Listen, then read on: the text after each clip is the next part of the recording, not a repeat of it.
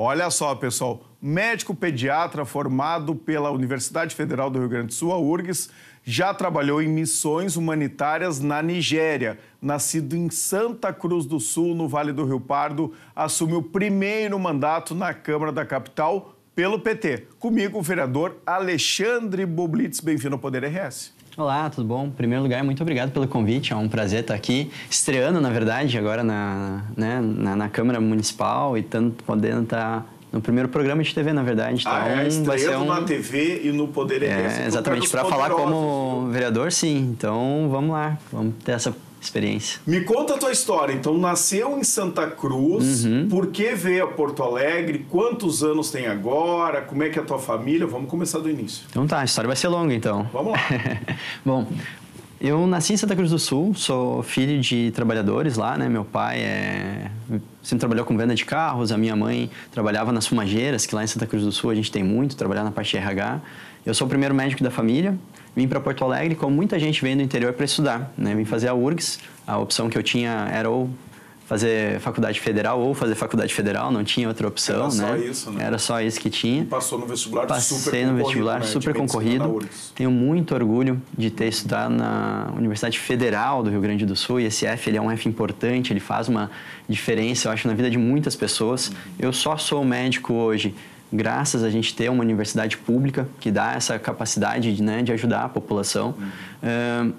Sempre estive envolvido, né, já com o movimento estudantil lá da URGS. Quantos irmãos tu tens? Eu tenho uma irmã apenas. Tem uma irmã? Minha amiga, né? Eu vou contar aqui, a Juliana Boblitz, jornalista, né? Sim. Ela fez URGS também? Ela estudou na PUC. Ela estudou Ela na PUC. foi bolsista da PUC. Ah, legal. Passou em primeiro lugar, inclusive. Ela foi muito bem.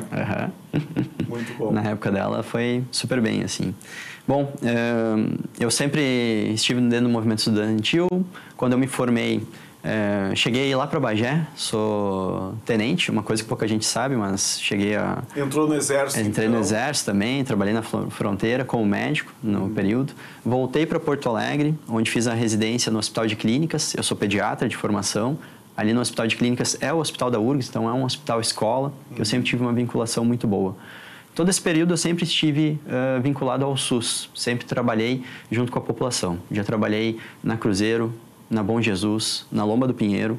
Conheço bem a saúde da periferia da nossa cidade. Por que tu escolheu esse caminho? Da medicina? Da medicina, mas para atender pelo SUS. Por que é isso que tu faz? Olha, eu acredito que na vida a gente tem que tomar algumas escolhas que elas vão muito pelo coração, sabe? Coisas que a gente acredita. E para mim isso sempre teve muito a ver assim com o atendimento das pessoas. Eu me sinto muito bem estando trabalhando com o SUS, eu me sinto muito bem estando ao lado das pessoas, podendo conversar com elas, ouvir as histórias.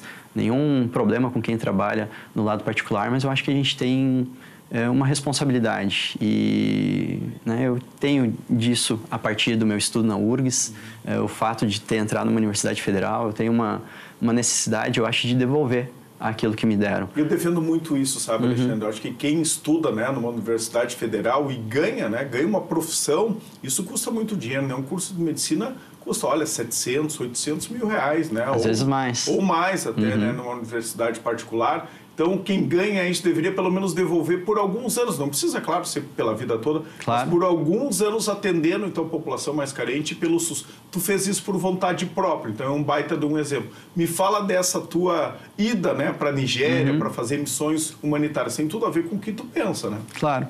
Assim, eu acho que isso foi uma construção um pouco natural, assim, para mim. Eu já vinha no entendimento aqui em Porto Alegre de trabalhar na periferia, sempre pensando e gostando muito. Médicos Sem Fronteiras, que é a organização a qual eu fiz parte, ela é uma organização que presta um trabalho muito bonito, né, no mundo inteiro.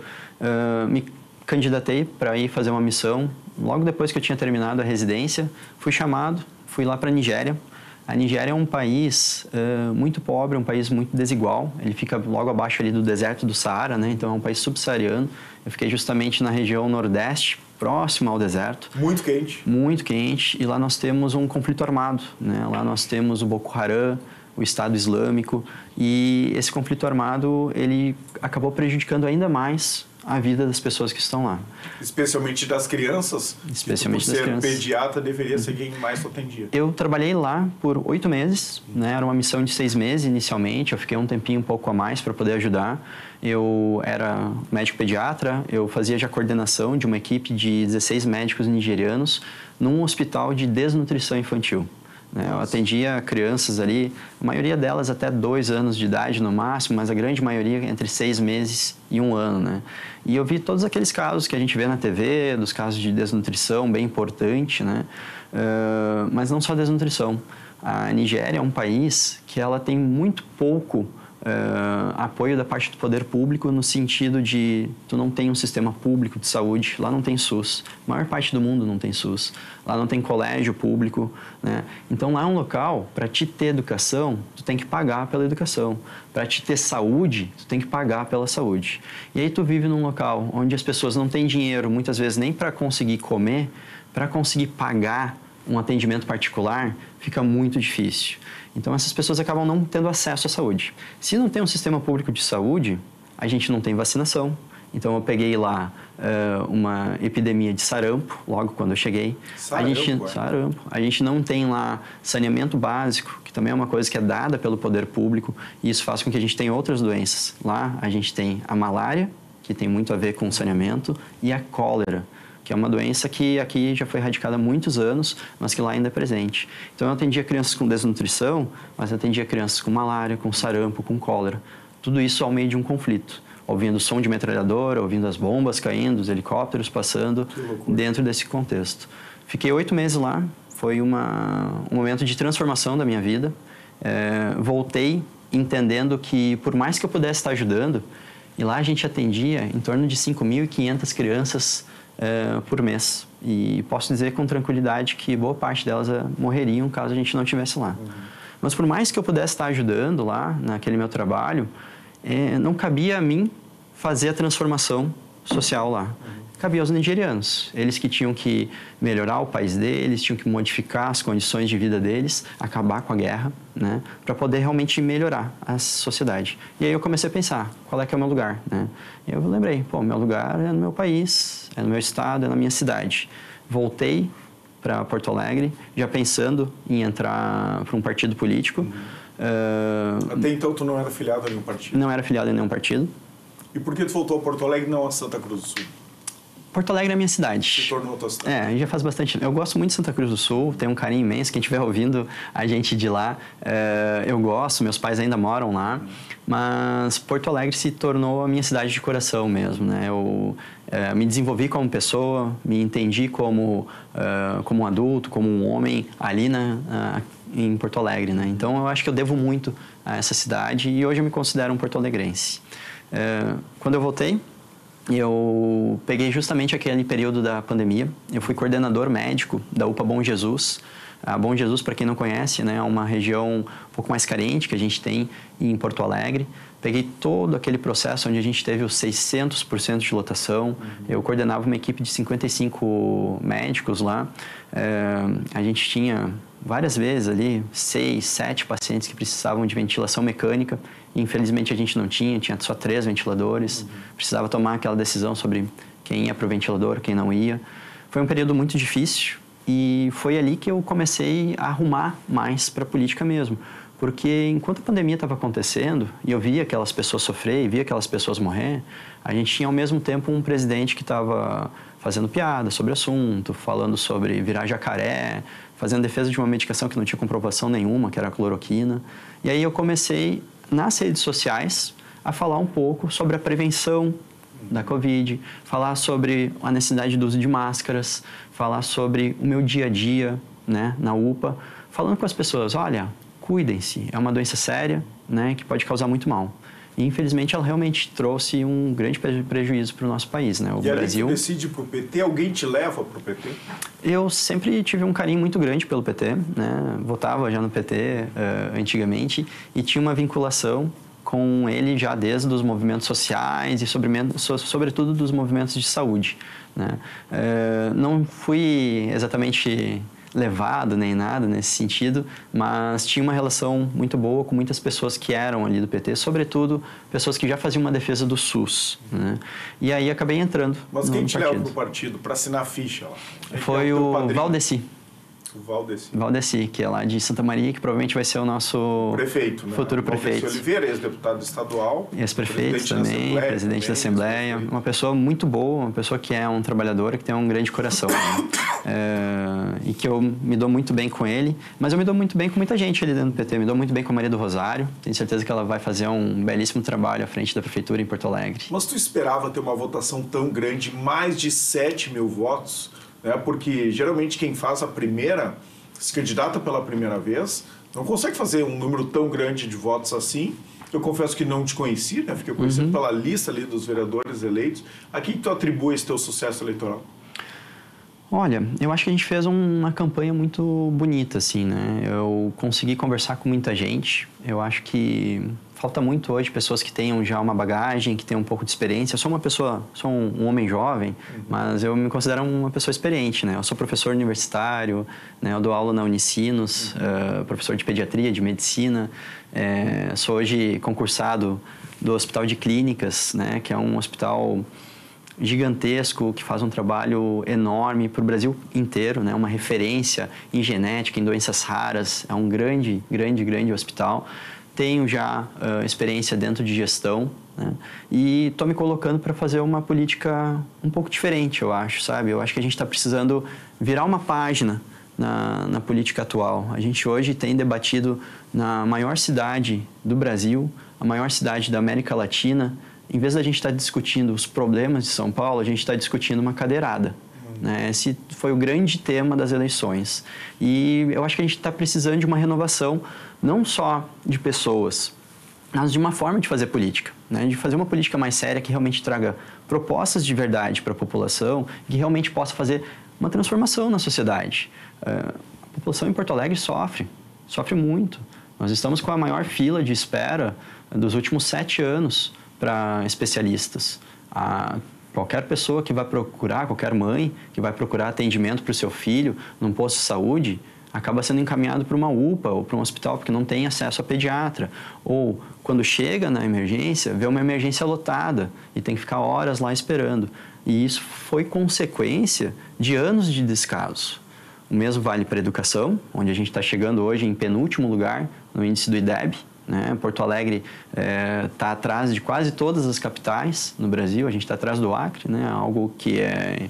Mas o fracasso da educação em Porto Alegre tem muito a ver com 16 anos de administração do PT. Quando é que terminou? Quando é que foi a última administração do PT? Já faz um tempo. Já faz um tempo, né? A gente está, na verdade, há muitos anos sem ter nenhum partido de esquerda na frente de Porto Alegre. Porto Alegre está em torno de 20 anos com a direita na frente. E foi nesses últimos 20 anos que nós nos tornamos uma das piores cidades com relação à educação. Foi nesses últimos 20 anos que nós nos tornamos uma das piores cidades em nível de saúde. A gente precisa mudar e a gente precisa retomar. Tu é favorável à concessão e às parcerias, né, com a iniciativa privada, especialmente das UPAs e dos hospitais? Não sou. Primeiro, eu acho que a gente tem que esclarecer algumas coisas, assim. Eu vejo muito o prefeito Mello utilizar a palavra parceria. Essa palavra, ela não existe. Ela não existe em nenhum livro de economia, de administração, em nenhum artigo publicado. Existe terceirização. Agora, o nosso prefeito, que é um grande publicitário, que vem com seu chapéu de palha, ele utilizou isso como uma palavra mais bonita para, né, mascarar o que está acontecendo. Na verdade, a gente está fazendo uma grande venda de boa parte da cidade. Dentro da saúde e dentro da educação... Mas o Hospital da Restinga, o Hospital Vila Nova, que atendem 100% pelo SUS, e que foram construídos, inclusive, por grandes hospitais privados, né, como Moinhos de Vento, e que atendem hoje a população carente, né, de uma forma muito parecida como nos grandes hospitais. Isso não é positivo, na tua opinião? Depende da forma que a gente faz isso, tá? Em primeiro lugar, não sou contrário a ter qualquer tipo de ação nesse sentido. Entretanto, a gente sabe que os níveis hoje de qualidade do atendimento do Vila Nova e da Restinga são muito baixos. né? A gente tem um trabalho de baixa qualidade sendo oferecido para a população. Quando a gente vai olhar números de mortalidade, quando a gente vai olhar números de morbidade, ou seja, aquelas pessoas que entram no hospital, mas acabam saindo com problemas, a gente não tem bons indicadores, não. O que a gente está vendo hoje é querer dar o jeitinho de vender as coisas pelo mais barato, sabe? Quer economizar na cidade, então vamos economizar na saúde e vamos terceirizar, que é mais baratinho. Vamos economizar na educação e vamos terceirizar, que é mais baratinho. Só que aquele barato, que a longo prazo sai caro. A gente acaba tendo uma saúde ineficiente, porque ela está sendo gasta do jeitinho mais barato. A gente acaba tendo uma educação ineficiente, porque a gente acaba fazendo ela do jeitinho mais barato. E isso, a longo prazo, não vai dar bom resultado. Como é que a gente vai ficar com uma cidade qualificada se a gente não tem uma educação de qualidade para as crianças? Deixa eu só, como eu conheço muito esse assunto, fui secretário de comunicação em Porto Alegre, né? Só colocar alguns dados, algumas informações aqui que fazem parte do debate. Claro. A média salarial dos professores municipais de Porto Alegre é a maior do país. Então, ela é comparado e muitas vezes maior do que da iniciativa privada. Então, os nossos professores municipais são muito pagos, né? Não é nada barato. Os médicos antes, quando tinha só uma estrutura estatal, sem nenhuma parceria ou concessão com a iniciativa privada, a média que eles atendiam as pessoas era de 3, 4 minutos. E eles sumiam, né, dos postos de saúde, das UPAs, e ninguém cobrava, porque eles tinham estabilidade de emprego e não podiam ser mandados embora. Então, agora isso alterou. O tempo médio, né, de atendimento das pessoas aumentou muito. E se um profissional não está fazendo o seu trabalho, ele pode ser mandado embora, pode ser trocado por outro. Tu realmente acha que a gente evoluiu na saúde, na educação? Acho com certeza. Acho que o exemplo que tu traz é um exemplo de exceção, né? Aquele profissional que é ruim. Bom, eu estive lá, eu trabalhei lá. Eu fui municipário, né? Eu fui trabalhador aqui da prefeitura. Posso te dizer com tranquilidade que conheço muitos profissionais muito qualificados, muitos médicos qualificados. Eu era um deles. Eu tenho mestrado, eu tenho uma formação muito boa. Trabalhei muito com muita gente e sei que tem muita gente legal ali para trabalhar. Mas é isso que eu estou falando. Tem. Isso, tem. Agora, quem não fazia o serviço não podia ser mandado embora, né? Mas agora a gente tem jeito de fazer isso através de uma administração de qualidade. Então, tu defende que o Estado tem que ser mais intervencionista mesmo? Não necessariamente. Na verdade, não. Acho que a gente tem que ter um tamanho do Estado, não é nem para ser gigante e nem para ser mínimo.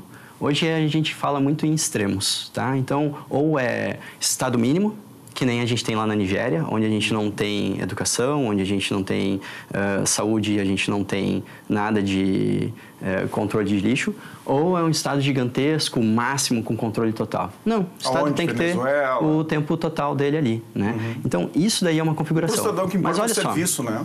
Exato, e o serviço não está de qualidade. Privado, o que importa é o serviço. Exato, mas o serviço não é de qualidade. Por exemplo, vamos falar de educação, que tu colocou ali. O diretor tá bom, a conversa aqui tá quase virando debate, não é para ser, né? Eu sou apresentador e tu tá do outro lado. Quando a gente tem um minuto final aqui, quem te espera na Câmara de Vereadores é o Ramiro Rosário, né? Que diz que tu não vai ter folga. Tu está preparado para esse debate? Com esse nível, né, de energia do Ramiro?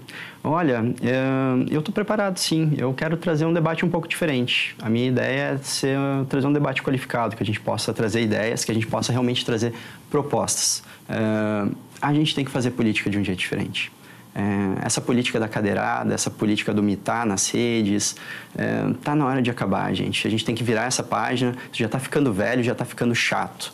A política que a gente quer é uma política séria, uma política do futuro, onde a gente possa trazer boas propostas. Eu prevejo bons debates, viu, entre tu e o Ramiro aqui, né? Tu tem qualidade, tem boa argumentação, o Ramiro também tem, né? Vocês dois são de origem alemã, acho que vai dar bons debates. Vamos marcar um debate aqui. Vamos, vocês dois aqui, acho que ficou à vontade. Nos bastidores, vocês combinaram de fazer esse debate, a gente vai fazer aqui no Poder RS. Pode ser antes de vocês assumirem as suas cadeiras do novo mandato? Pode ser sim, vamos fazer. Esse ano ainda? Eu topo. Obrigado, Alexandre Bublitz. Obrigado mesmo por ter estado aqui, contado um pouco da tua história. O Poder RS está sempre à disposição. Muito obrigado.